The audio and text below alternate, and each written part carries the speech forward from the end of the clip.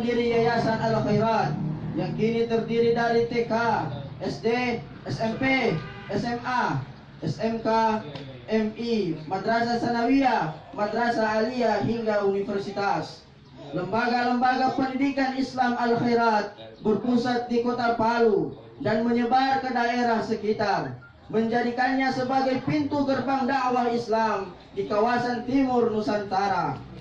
Nasab beliau adalah Al-Habib Idrus bin Salim bin Alwi bin Saqaf bin Alwi bin Abdullah bin Hussein bin Salim bin Idrus bin Muhammad bin Abdullah bin Alwi bin Abu Bakar Al-Jufri bin Muhammad bin Ali bin Muhammad bin Ahmad bin Alwi bin Muhammad bin Alwi bin Ali bin Muhammad Faqih Al-Muqaddam bin Alwi bin Abdullah bin Ahmad Al-Muhajir bin Isa Al-Naqib bin Ali Al-Uraidi bin Ja'far Sadiq bin Muhammad Al-Baqir bin Ali Zainal Abidin bin Hussein bin Ali bin Abi Talib, suami dari Fatimah Zahra binti Rasulullah sallallahu alaihi wasallam.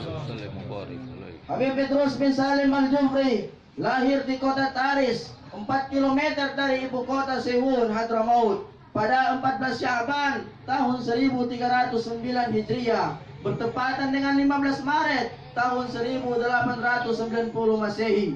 Beliau mendapat pendidikan agama langsung dari ayah dan lingkungan keluarganya.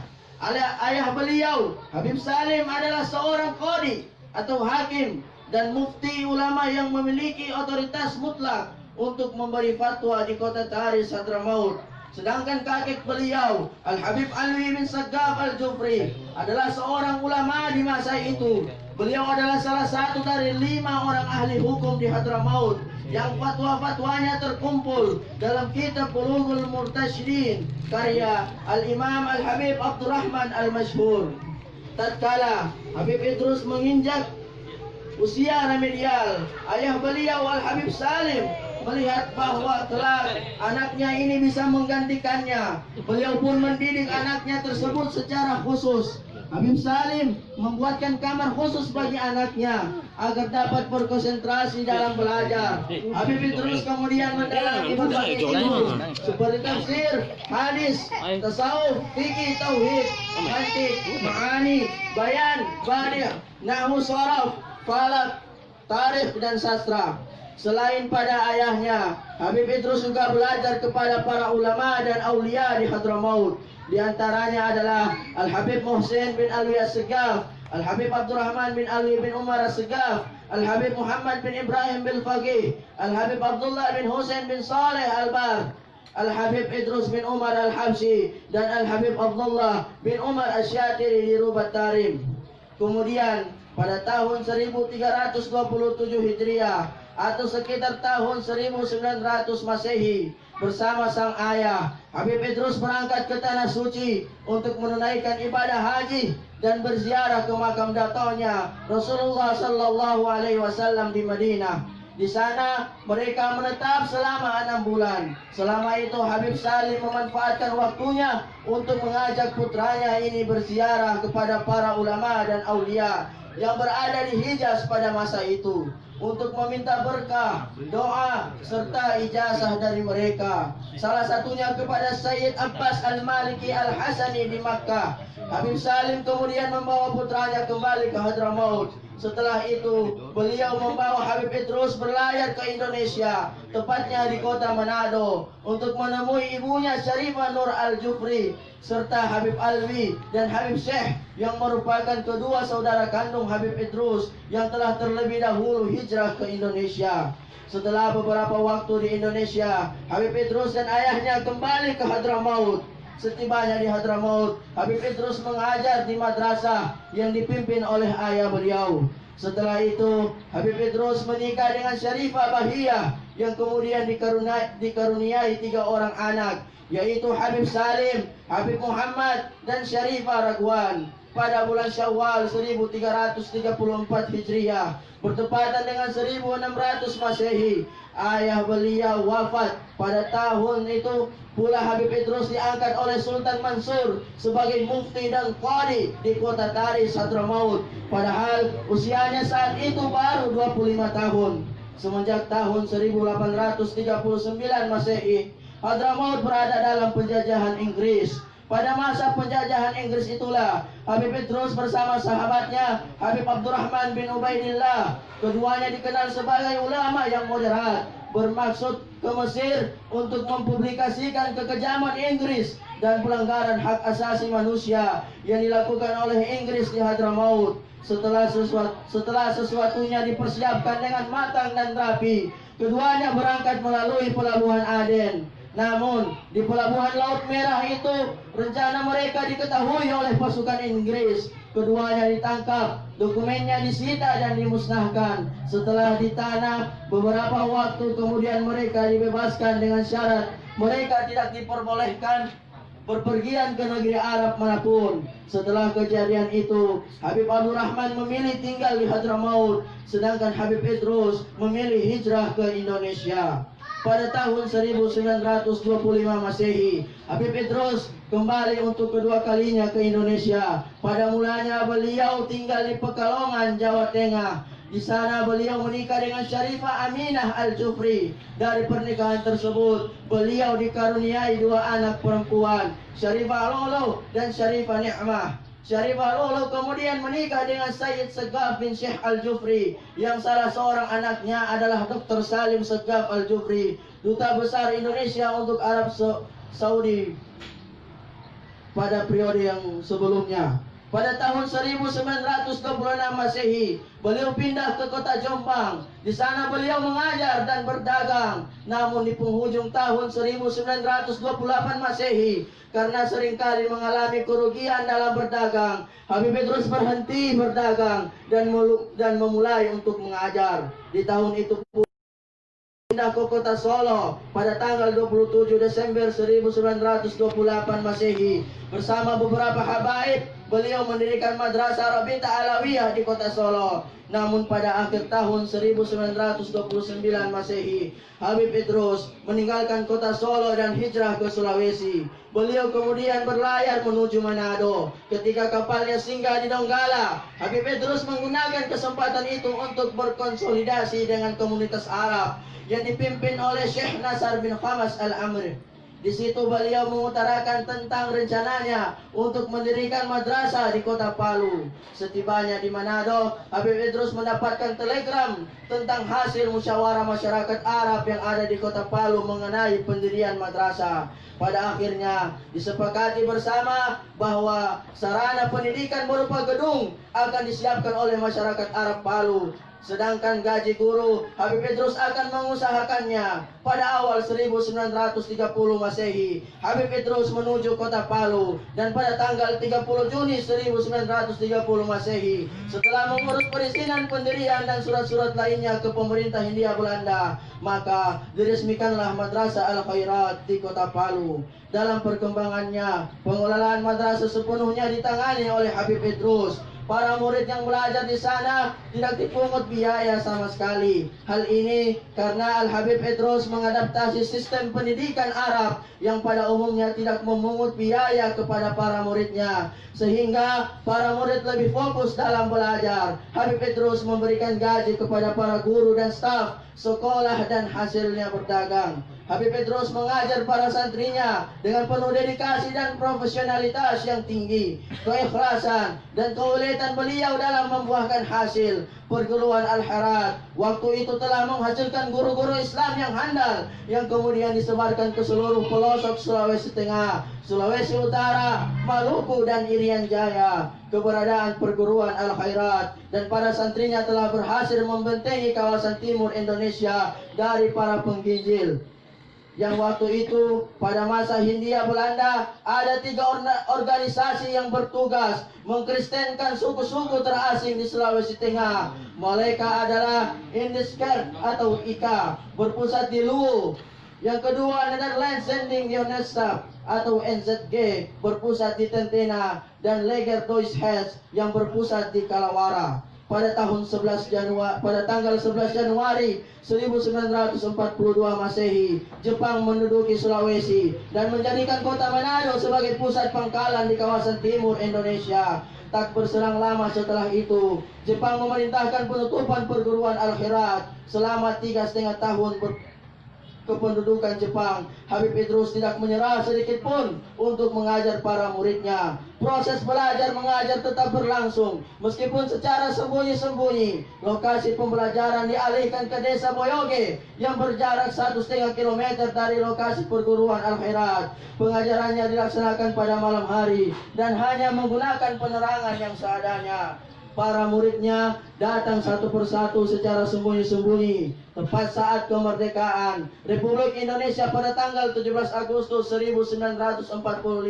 Habib Idrus kembali membuka perguruan Al-Khirat secara resmi. Beliau berjuang kembali untuk mengembangkan dakwah dan pendidikan Islam hingga selama kurun waktu 26 tahun atau 1930 sampai 1956.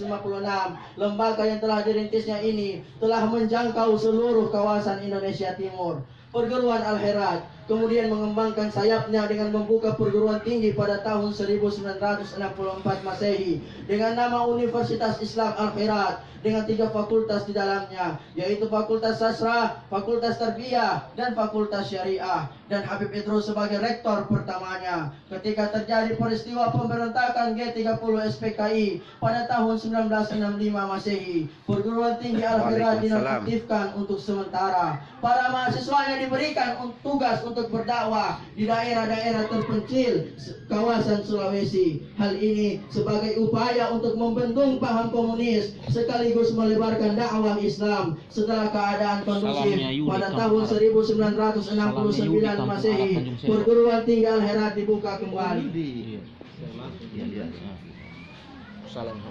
Masih dalam suasana Idul Fitri, sakit parah yang telah lama diderita Habib Idrus kembali kambuh. Bertambah hari sakitnya semakin berat, maka guru, ulama, dan sastrawan itu wafat pada hari Senin 12 Syawal 1389 Hijriah bertepatan dengan 22 Desember tahun 1969 Masehi. Sebelum menjalankan detik kewafatannya, Habib Idrus sudah mewasiatkan tentang siapa saja yang memandikan jenazah, imam sholat jenazah, tempat pelaksanaan sholat jenazah, siapa yang menerima jenazah di liang lahat, muazin di liang lahat, sampai yang membaca talqin di kubur.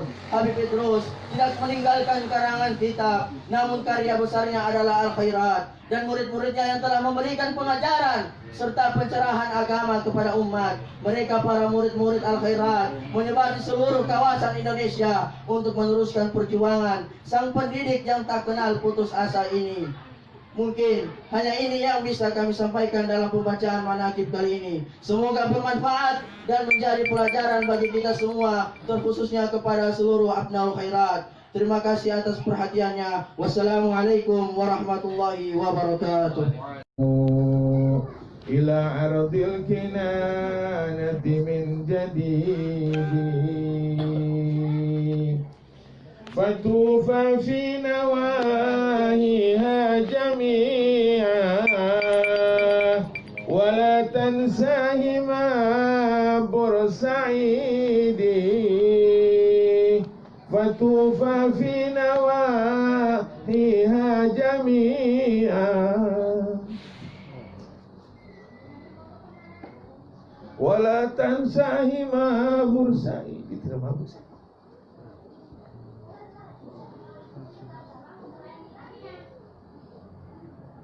Assalamualaikum warahmatullahi wabarakatuh. Alhamdulillah, alhamdulillah khaliqil ardina was samawat.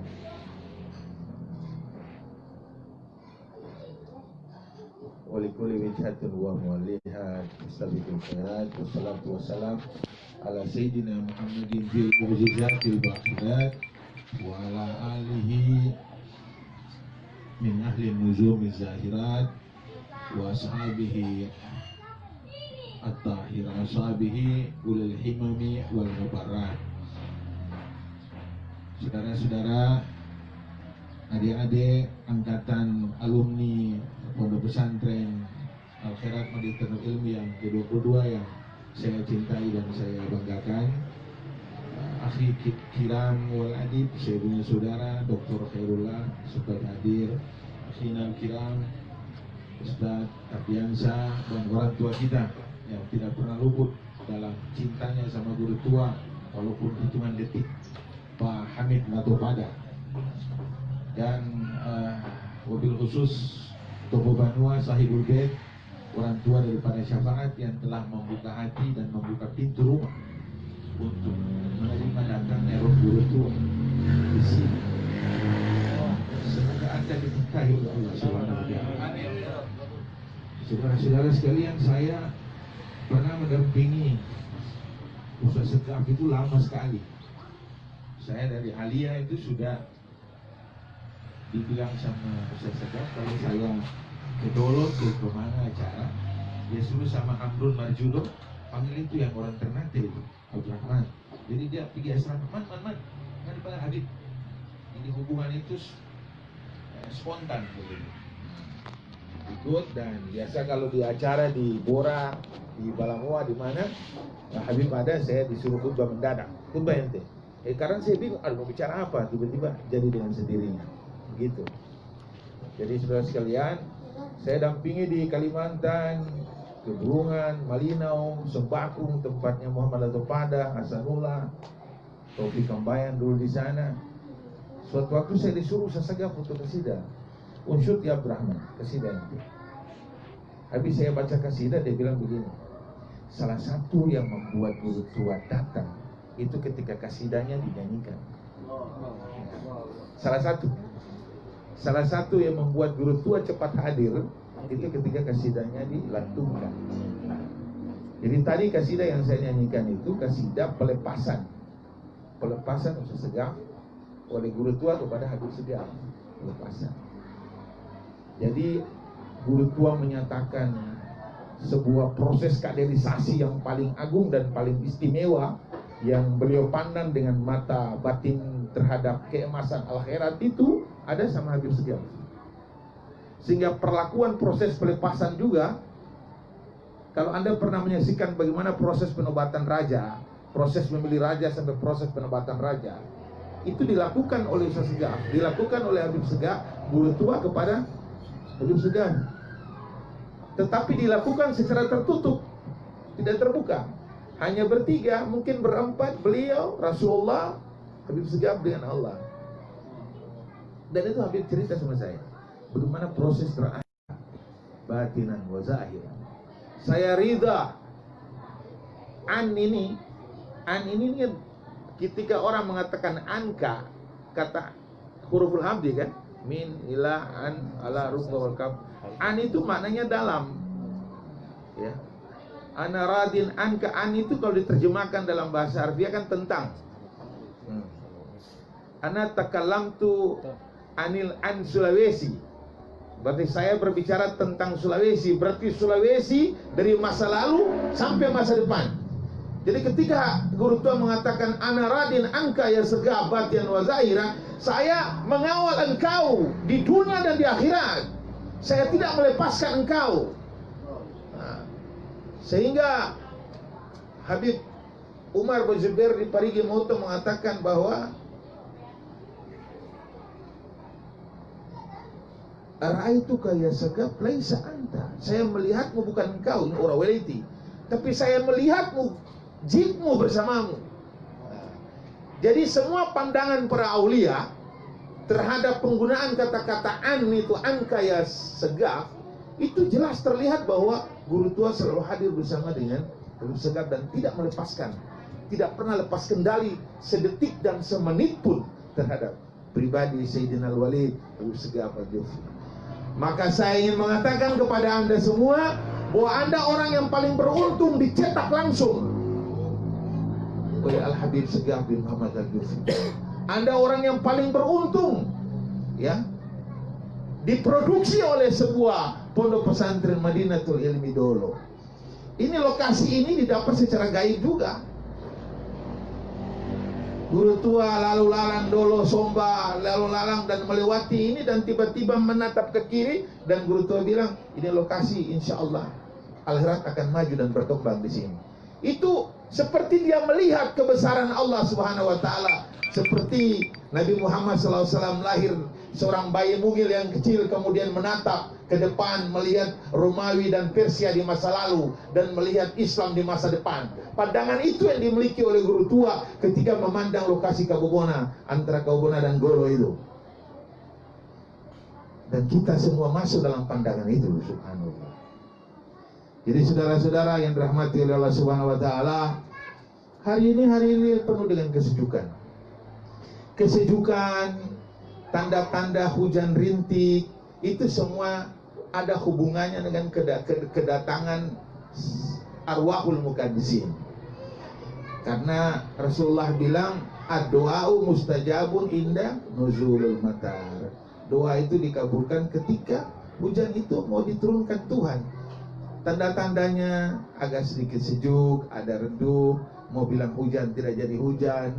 Jadi situasi ini ya akhi kiram, situasi yang saat ini kita duduk, ini situasi dialami pada waktu haul-haul, tahun-tahun berjalan yang telah berlalu. Tahun-tahun yang telah berlalu, seperti ini situasinya. Subhanallah. Jadi saya ingin sampaikan sekali lagi bahwa kita berbahagia, bahwa kita bahagian daripada orang-orang yang dicetak langsung oleh Habib Segaf dan menjadi murid daripada Habib Segaf Al-Jufri. Anda tahu bagaimana guru tua melepaskan Habib Segaf? Ya, dia ambil imamannya, dastarnya itu diambil, ya, diambil dastarnya dan dia pakaikan di kepalanya Ustaz Segaf. Baru dia bilang, "Fafi yaumir rahili, fafi yaumir rahili yakunu husni, fafi yaumil usuli yakunu fafi yaumil usuli yakunu huzni, wa fi yaumil rahili yakunu idi."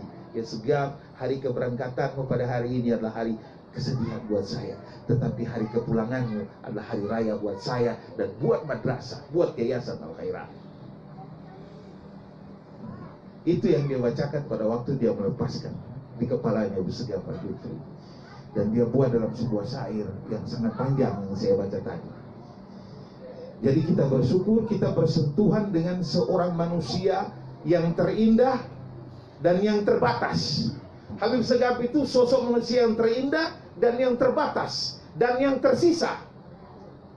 Dia sangat terbatas dan tersisa. Manusia super.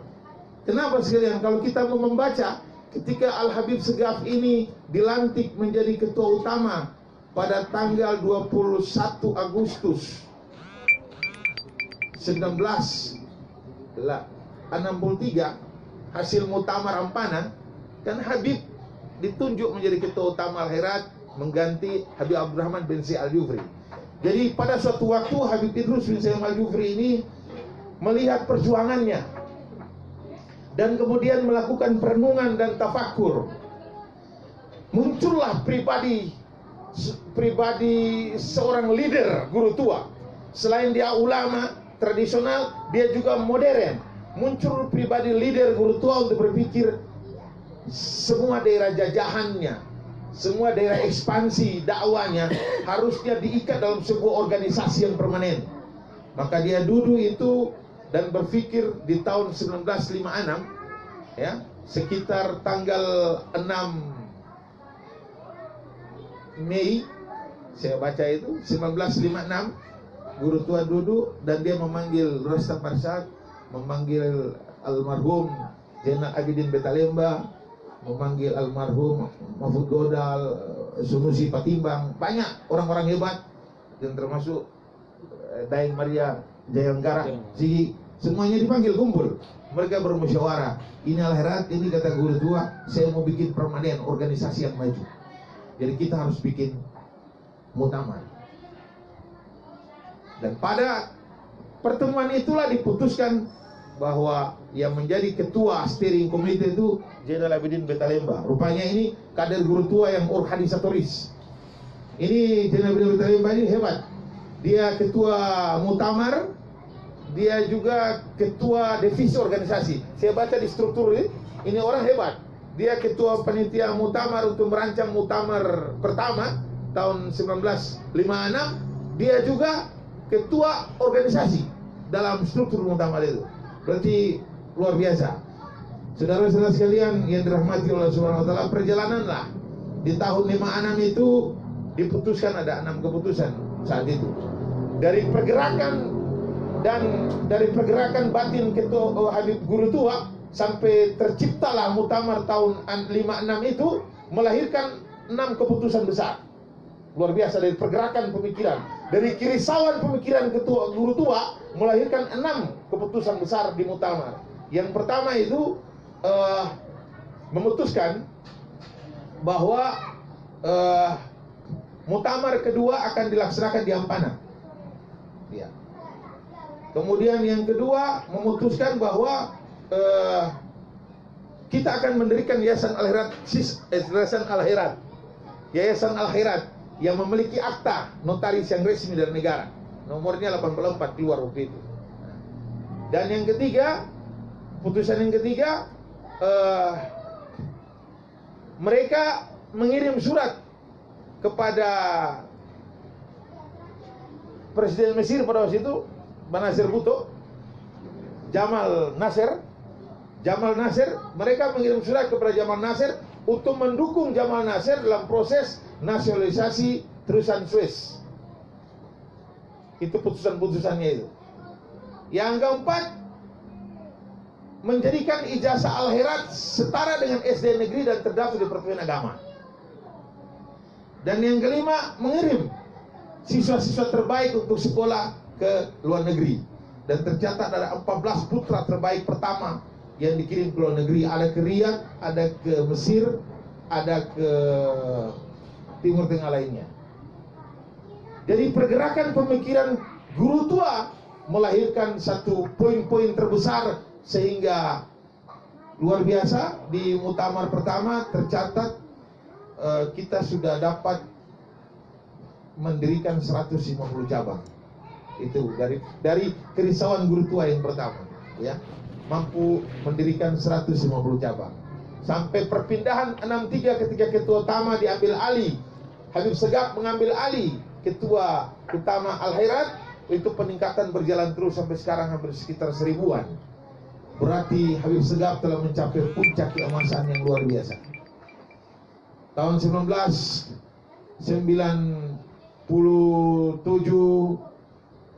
sampai 2000 sekian, ketika saya berada di Kalimantan, Habib Segaf datang dan membentuk panitia mendirikan Pondok Pesantren Al-Khairat Bulungan.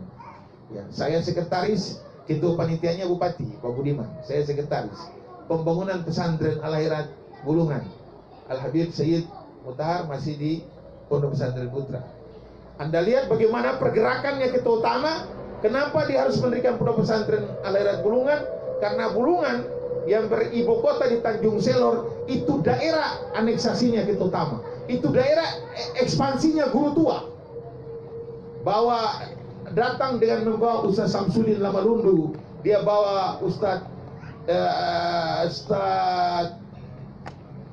Sahabuddin orang Dolo. Dari bawah Ustaz Samsudin Lamalundu itulah sehingga Ustaz Samsudin menemukan Mahfud Godal di Bulungan dan membawa Mahfud Godal ke sini.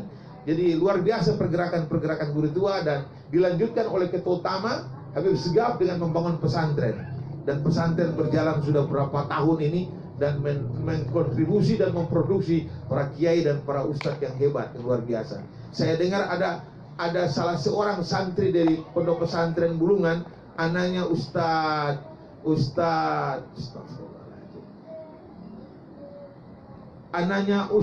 yang bertugas di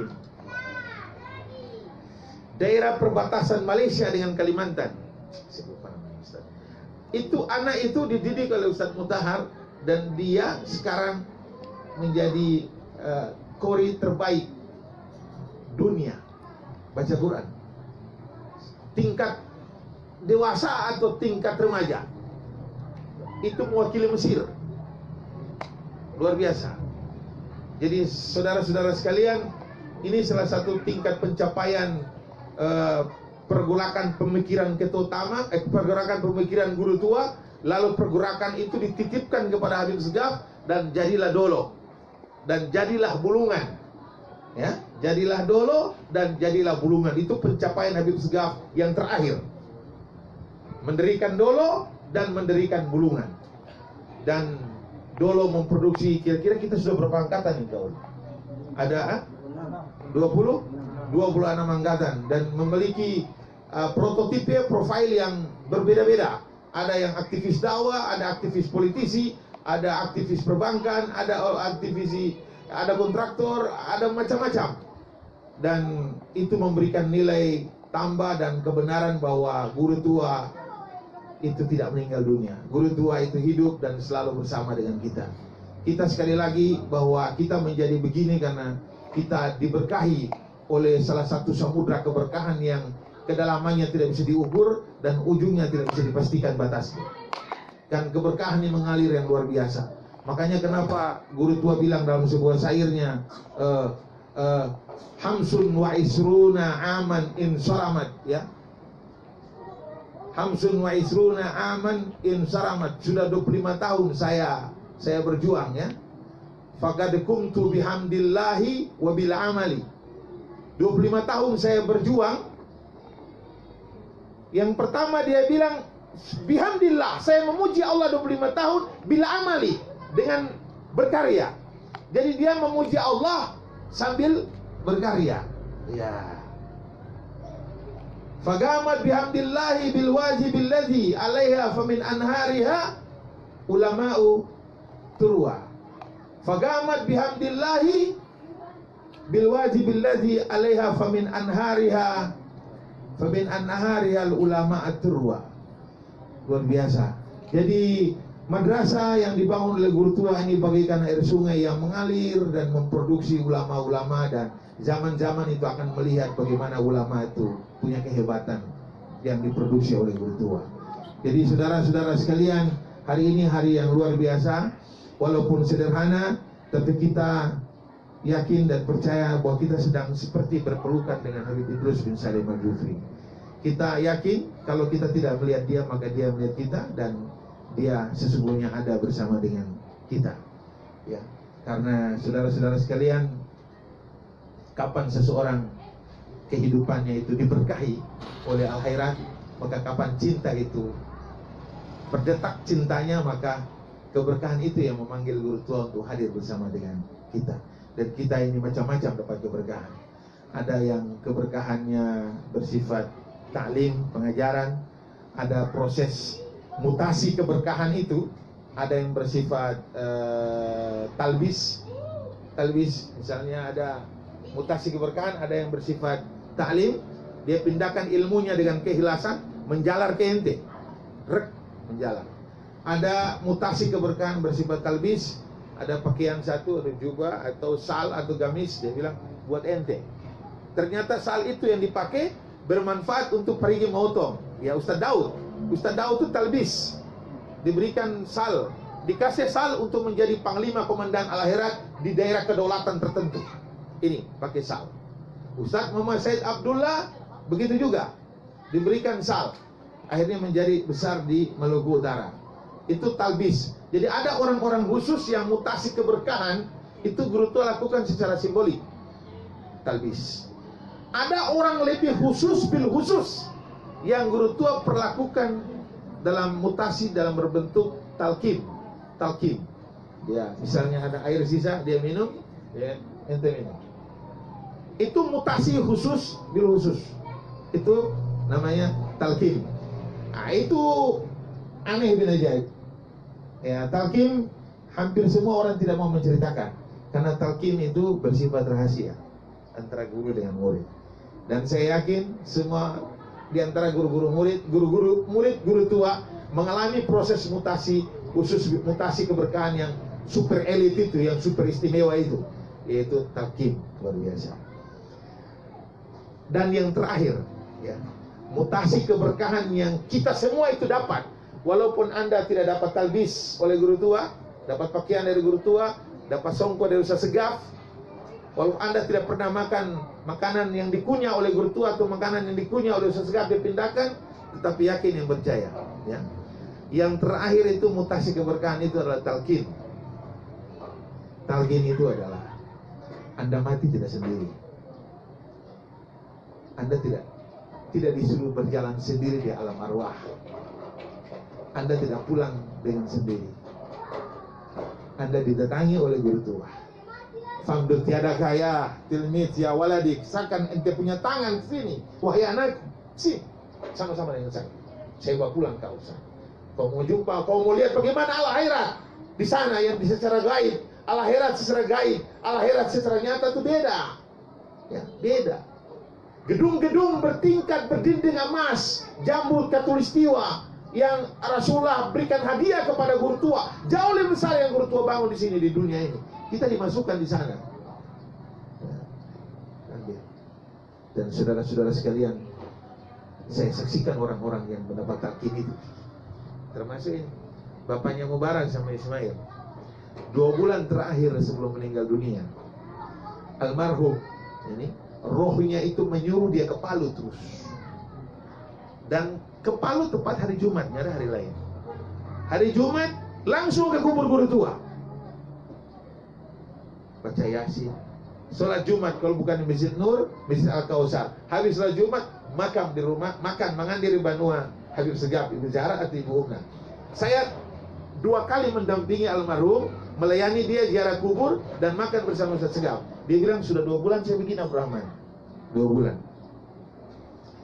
Terus dia bilang begini sama saya, Om Yusuf Lato Pandai bilang, saya ini satu keinginan yang belum saya capai. Apa itu Abah? Peter Nate, belum saya Peter Nate itu. Kapan kau ke Ternate? Saya bilang, ini saya ini mau ke Ternate Abah. Kalau kau ke Ternate, kalau sekarang belum, saya masih jarak-jarak kubur ini. Ini bahasanya ya. Kalau kau ke Ternate, jangan lama-lama. Cepat kau balik, kau ambil saya ke Ternate. Ini almarhum punya bahasa. Ketika saya berada di Ternate agak lama, almarhum telepon. Om Yusuf Lato Pada yang darah dagingnya itu, guru tua itu, dia telepon. Abdurrahman, di mana kau? Di Ternate saya. Kapan kau balik Palu? Sekitar lama lagi Abah. Saya ini sakit ini. Saya sakit ini. 3 kali dia bilang, saya sakit. Saya ini sakit Abdurrahman, sakit. Jangan kau lama. Waduh, luar biasa. 7 hari setelah dia bicara, meninggal dunia. Itu yang saya bilang bahwa mereka tidak sendiri meninggal dunia. Habib Segaf terakhir datang ke Ustaz, ke almarhum Yusuf Lato Pada, terbaring di rumah sakit.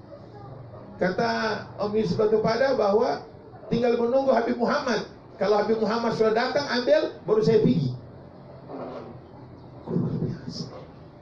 Ente kalau turun ke Jakarta, kalau jemput sama Anies Baswedan, ente hebat nggak itu? Hebat kan? Beda kalau jemput sama sopir atau orang lain kan beda. Tapi ente di alam antara alam nyata dengan alam arwah itu, dia punya beda itu setebal kain gorden kata Sayyidina Ali. Tidak jauh perbedaannya. Tebalnya 2 alam itu setebal kain gorden. Ente di alam itu di saat sakaratul maut itu kan huru hara kematian. Ente hadapi berbagai macam tantangan dan rintangan. Pada saat ente lagi drop keuangan, pada saat ente di kacau balau, tapi ente punya mahabbah sama guru tua, ente punya mahabbah sama al-khairat. Pada saat ente berada pada tingkat depresi, mau masuk alam roh tingkat tinggi, dan ketika guru tua muncul pegang ente di tangan dan bawa ente ke sana, semua duka lara yang menempa kita itu semua hilang ketika subhanallah. Dan kita dikontrol terus. Anda semua ini, walaupun Habib Segaf dalam keadaan hidup, dia kontrol Anda. Kita yang dikontrol berlapis. Belum guru tua sebagai kutub Rabbani, Habib Segaf juga kontrol kita. Di waktu pelepasan di rumahnya Om Yusuf Lato Pada, Mualimin angkatan pertama, Habib Segaf bilang sama Anda, sama kita, ada Ustaz Dr. Hairullah, Anda semua dimanapun Anda berada, apa yang Anda kerjakan, saya dapat ketahui dalam hitungan detik, walaupun saya berada di Palu. Ini tidak akan keluar di mulutnya Danjen Kopassus, walaupun alatnya canggih. Ini keluar di seorang ulama, pimpinan umat terbesar. Dia tahu dalam hitungan detik, dan kita semua alami. Taufik alami, semua alami, dan Idar pernah alami nih. Idar ini jam 5 sore ditabrak motor.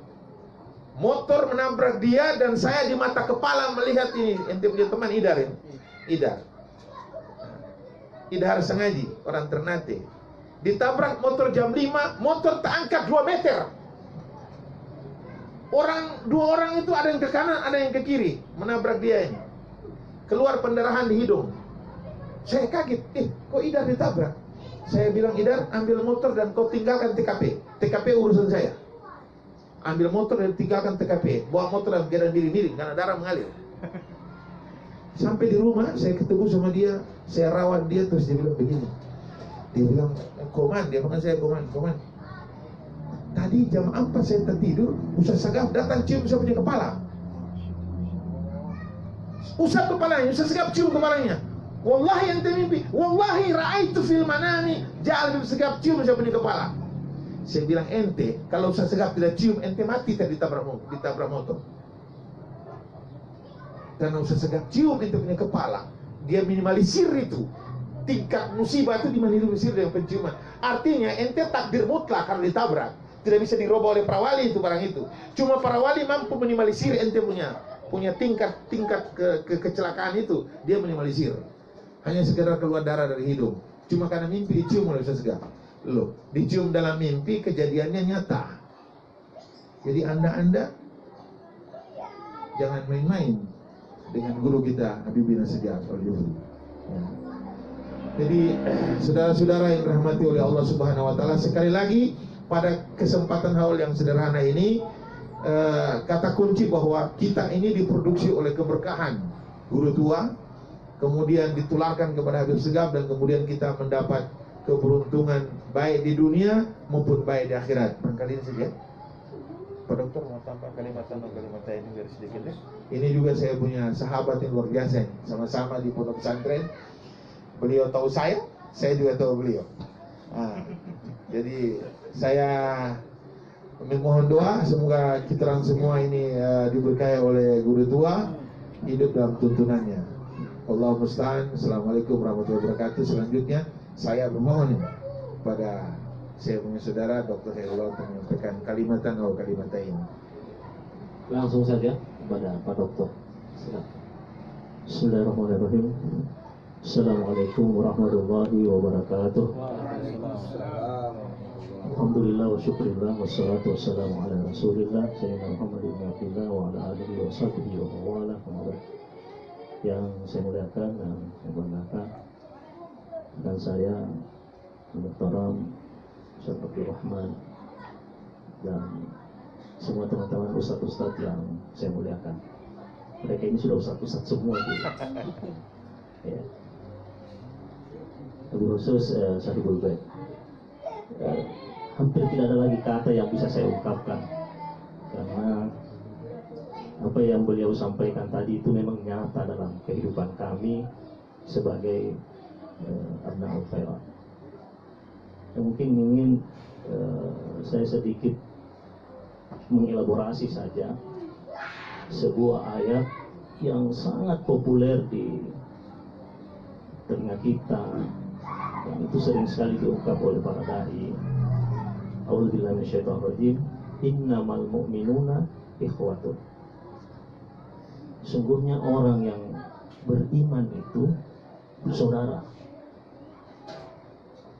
Kalau sepenggal ayat ini kita bawa dalam lingkungan kita, organisasi kita, perguruan kita Al-Khairat, ini bermakna begini, bahwa ternyata yang namanya saudara itu tidak harus senasab. Ya, secara fisik orang bersaudara memang harus senasab karena harus lahir keluar dari satu rahim yang sama. Tapi kalau makna ayat ini justru tidak seperti itu. Lebih dalam lagi, lebih jauh lagi makna saudara di situ. Nah, mungkin ini yang disimbolkan oleh guru tua dengan Abna'ul Khairat. Ya, anak-anak Al-Khairat.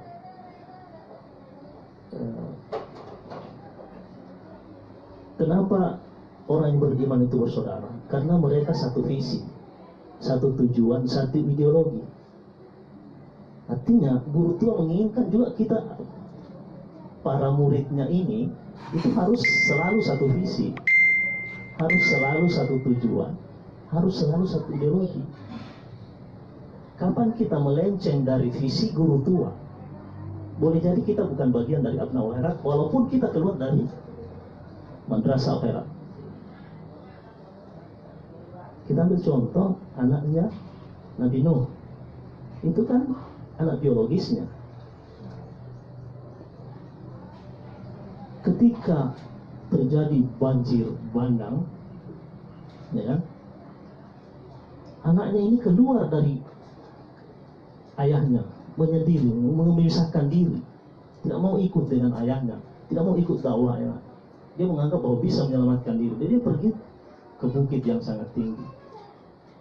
Tapi karena muncul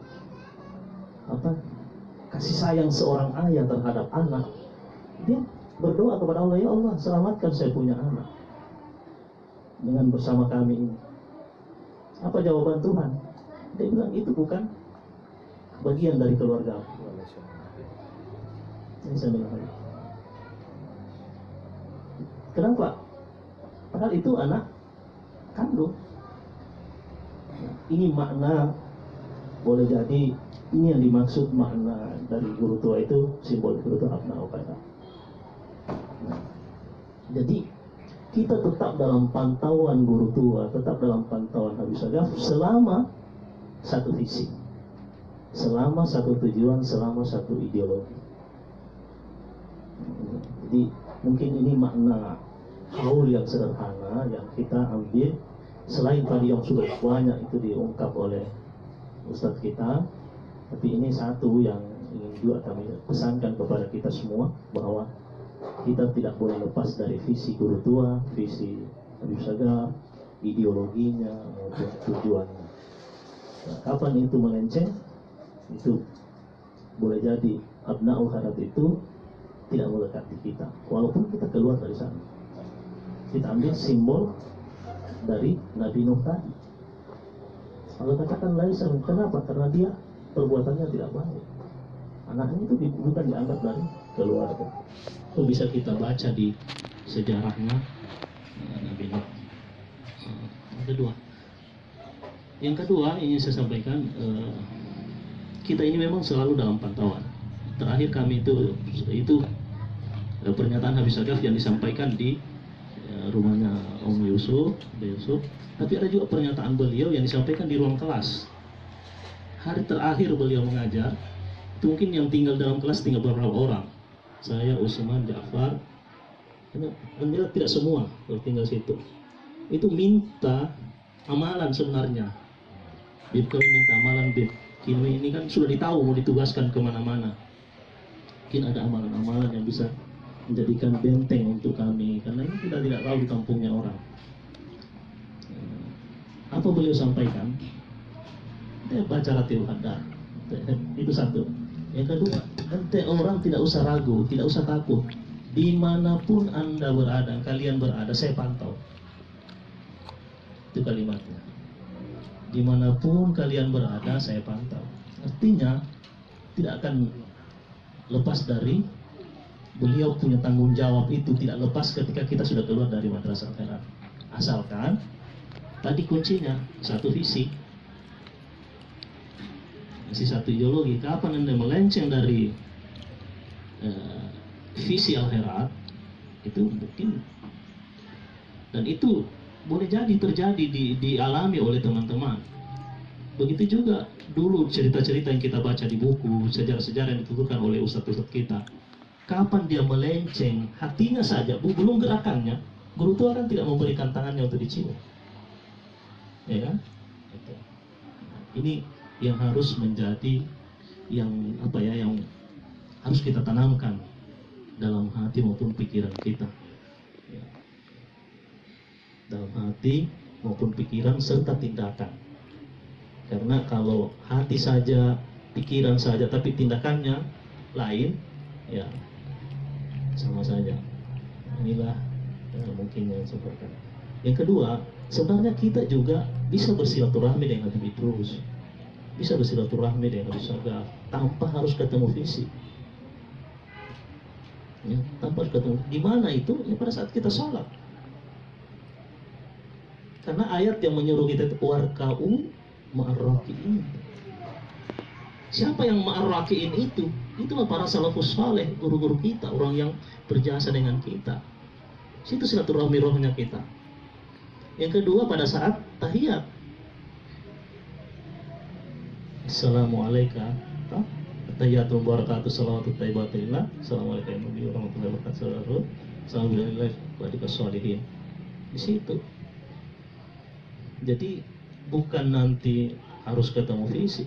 Silaturahmi rohani itu jauh lebih dahsyat. Ya. Jauh lebih dahsyat ketimbang silaturahmi fisik seperti ini. Dalam ilmu psikologi ada namanya déjà vu. Déjà vu itu kita seperti tidak pernah ketemu, tapi pada saat ketemu seperti akrab sudah. Seperti nyata. Kita tidak pernah ketemu dengan Habib Idrus ini. Tapi kenapa kita seperti ini? Itu dalam ilmu psikologi namanya déjà vu. Itu yang nyata. Ya. Atau pernah kita dalam mimpi kita dibawa di suatu tempat, pada suatu waktu kita ke sana. Itu sudah psikologi. Jadi ini tiga hal yang saya sampaikan. Yang pertama, makna abnaul khairat itu adalah selagi kita satu visi, ya, tujuan. Walaupun kita keluar dari rahim madrasah khairat tapi melenceng, boleh jadi hanya simbol, hanya makna saja, hanya melekat saja itu abna, tapi secara batin itu tidak. Kita ambil pelajaran ibrah dari kisah Nabi Nuh dengan anaknya. Yang kedua, kita selalu dalam pantauan. Guru tua selalu dalam pantauan dari Habib Sagaf dan guru-guru kita yang lain. Selalu Ustaz Sagaf juga bilang begitu, bukan cuma saya yang pantau orang, semua. Kenapa? Karena beliau tidak mau ya, walaupun kita harus kultuskan beliau, tapi beliau sendiri tidak mau dikultuskan. Itulah derajat kewaliannya. Yang ketiga, tadi silaturahim batin itu jauh lebih tinggi nilainya ketimbang silaturahim fisik. Jadi Anda mau silaturahim dengan guru tua tanpa harus ke kuburnya, tanpa harus ke mana saja. Pada saat sholat Anda lakukan. Siapa saja yang Anda orang cintai, yang Anda cintai, mau istri, mau orang tua yang sudah meninggal, lewat itu. Ini hal-hal yang bisa saya sampaikan. Ya, lebih dan kurangnya mohon maaf. Wassalamualaikum warahmatullahi wabarakatuh.